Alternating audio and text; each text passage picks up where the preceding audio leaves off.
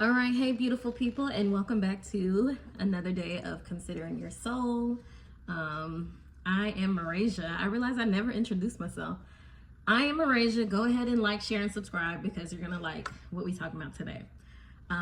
First of all, getting ready to pull us a kind of medicine of the day, energy of the day, but I also did my hair this morning. I'm always wearing head wraps, but I'm getting ready to go home for the holidays, and so make sure y'all get all the angles.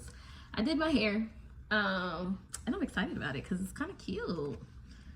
So anyway, but before I got on the road, I did my quiet time, so I feel like I got to do my contribution. And so this is the quiet time I want to share with y'all. So, what needs to be considered for our soul? How do we need to consider our soul today? What is the medicine of the day? They all lend to the same things.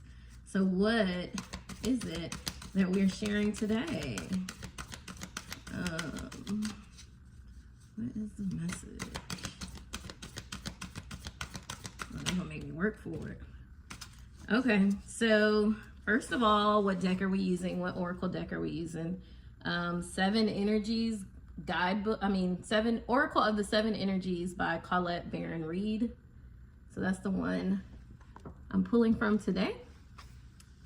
And so our cards that we got are the Storyteller, and we got that in reverse. And then Feeling the World.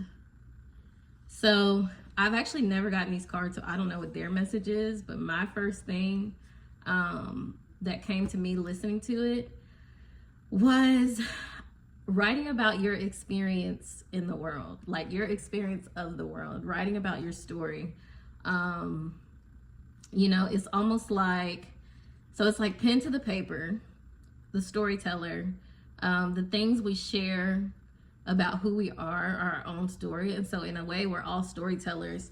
We just have to choose to tell our story. We have to choose to share our experiences of the world, our experiences of being human. And so feeling the world, to me, which it reminds me of a conversation I was having with myself the other day, was like, I was sitting outside and I was just sitting in the sun, and I was like, I'm feeling a lot of things. Like, I'm just feeling a lot.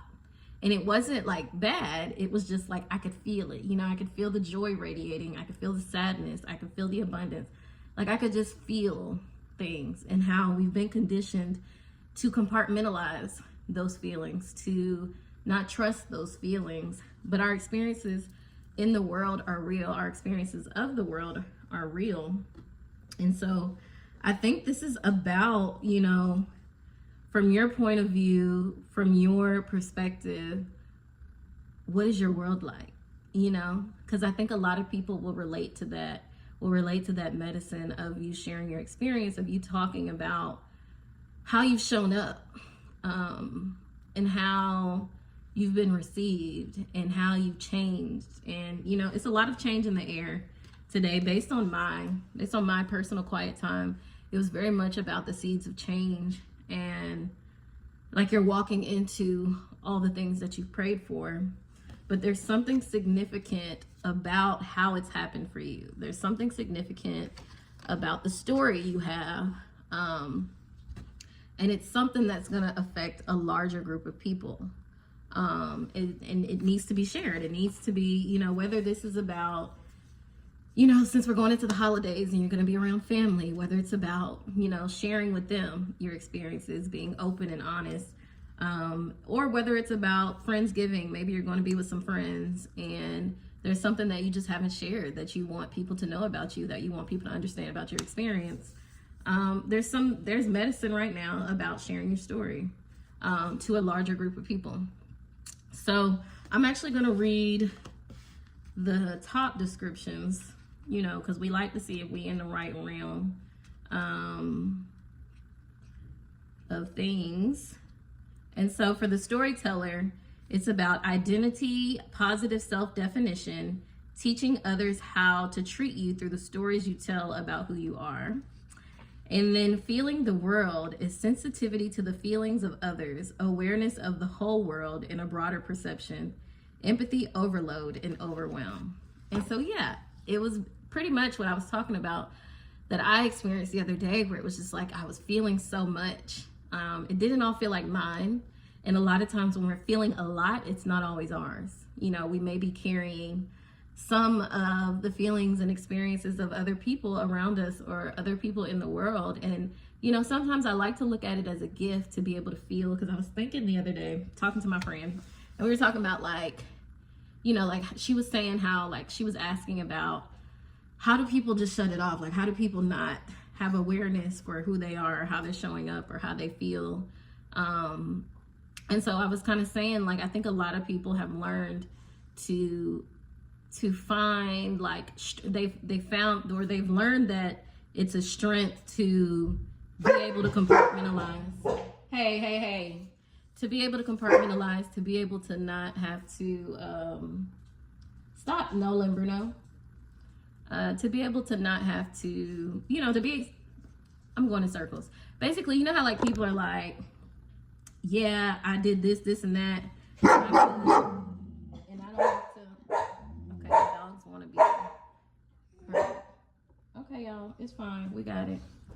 You know, they brag about this ability to not feel things, to not be so emotional. Okay, so y'all are meeting Nola. Say hello to Nola. Okay, and Bruno, because nobody wants to be left out. But they like to brag about not being able to feel things, not being able, you know, I'm looking for a specific word that I can't think of. But the point is learning that your sensitivity is a gift. It allows you to be the person you are, to see things the way you do, and to empathize and be there for people, and be there for yourself.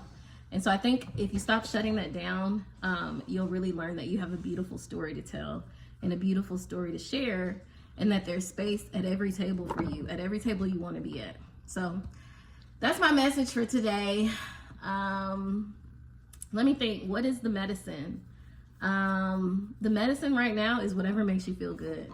I don't have a specific herb. I don't have a specific way to do it, but it feels kind of like embracing joy, embracing your true and natural identity. For me, that herb is always going to include rose petals, because rose petals is really about self-adornment, self-love, self-actualization, self-compassion, healing. I like to call it like your divine authority. Rose kind of embodies that to me. And so whatever divine gifts you have, the more you embrace rose petals, the more you'll learn about what those are. And so, yeah, you know, if you want medicine, if you want an herb, I'd say rose. But right now, I would honestly say to take in whatever makes you feel good. If you're a coffee drinker, today is about you drinking that. If you like to have a good little sip, a little alcohol, today is about having a little bit of that. Because it really feels like just embracing who you are, and to stop fighting that. There's no need to fight that. There's a need for who you are and what you bring. So that's the message. Bruno did not want to get down because he just liking this little love. It's actually cute. I wish we could take a picture. But anyway, y'all have a beautiful holiday. I have a surprise tomorrow. I'll be back. But so make sure I might even go live tomorrow, but I have a surprise. So I'm excited, and I'll see y'all next time.